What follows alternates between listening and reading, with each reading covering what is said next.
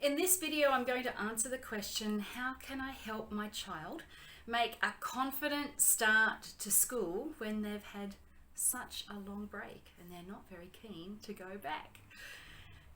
Look, the problem is that our children have been home for many weeks and they have really possibly quite enjoyed that experience. They've been in their UGG boots, they've been quite comfortable, mum or dad or other members of the family have been around, there's been no bells, there's been no bullies in the playground, there's been a total lack of the things that might stress them out when they're at school. And so the thought of going back to school might be a bit freaky for your child, and indeed it might be a bit of a worry for you too, because the reality is this has come as a bit of a shock to all of us.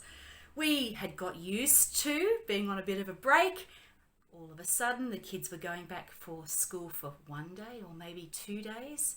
We'd got our heads around that online learning, and then all of a sudden we're back to school 5 days a week without much planning, without much time to get our heads around it.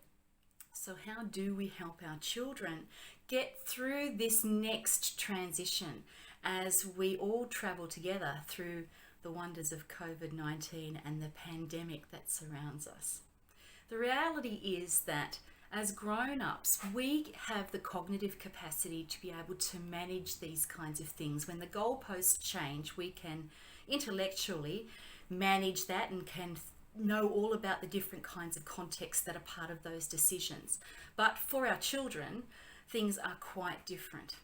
And so what I want to do for you today is break some of those steps down for you so that in the coming days, you can help your child to manage the emotional and social demands of going back to school. So let's take a look at these things and give you a few steps maybe to follow. First of all, let's talk about anxiety. Now, it's natural to be worried about going back to school, particularly when all we've been hearing on the news over these recent weeks and months has been negativity and bad news. There's a lot of fear out there, and our children have been exposed to that just as you and I have, and so they are naturally worried. But of course, regardless of whether your child is 5 or 15, we need to find a way to help them to manage those worries. Now, the reality is that anxiety is actually something that protects us. It is something that helps us to make good decisions about the situations that we put ourselves into. So as we talk to our kids about how they're feeling, the way we manage our emotions is going to be really important in this period. The calmer you are and the more logical you are, the better for your child, because they're looking to you for leadership.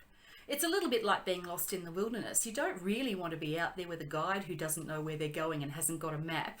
So children just need you to be that light post, that lighthouse for them during this period, giving them the confidence and giving them the strategies that they need. So, for example, if you're talking with your children about going back to school, it might be a matter of stepping it out for them. So you might say something like, listen, this is going to be an interesting morning tomorrow, but I have a plan. First of all, we're going to get up and we're going to have our favourite breakfast. What would you like for breakfast? Would you like pancakes? Do you want to have cornflakes? Is it Wheat Bix with butter on the top? What is it that you'd like for breakfast? Because that's what we're going to have. And then, we'll get dressed and we'll get our bags together and we'll get into the car and we'll go to school. And I'll drive you to school, or I'll take you to the bus, or I'll go with you on the bus, or I'll walk with you, whichever mode of transport's going to be right for you. And when we get there, if you'd like me to, I will walk you up to your classroom so that you can say hello to your teacher. Because don't forget, your teacher has been waiting to see you. They've been looking forward to catching up with you. They don't want to be online for the rest of their lives. They want to actually see you in person. So when we get there, I'll give you a quick squeeze or a high five or whatever is appropriate in your family, and then I'll say goodbye. And you can go with your teacher and with your friends, and you haven't seen them for a long time either. But you know what the best thing will be?